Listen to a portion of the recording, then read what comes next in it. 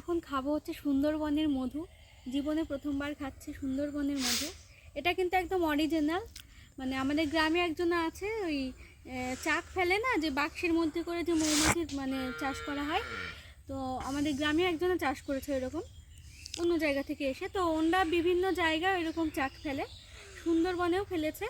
তো এটা হচ্ছে সেই সুন্দরবন থেকেও নিয়ে এনে দিয়েছেন। তো কেমন টেস্ট হয় সেটা দেখবো। অরিজিনাল মধু কিন্তু এটা। কি ফুলের? সুন্দরবনের সুন্দরী। আর আমাদের এখানটা এখন তো সর্ষে ফুলের মধু হবে। আর সুন্দরবনের কি ফুলের মধু তোমরা যদি জেনে থাকো তো জানিও। অল্প দিও, অল্প অল্প অল্প, আর না আর না আর না।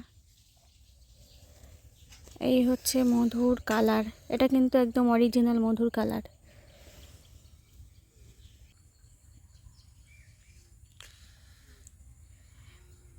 একটু আগেই আমাদের বাড়িতে, বাছুরটা খুব জ্বালাচ্ছে আজকে, বাড়িতে কেনা একটা মধু ছিল, সেটা খেলাম। পুরো মানে কি বলবো, অমাবস্যা পূর্ণিমা যেরকম হয় সেরকম একটা ডিফারেন্স।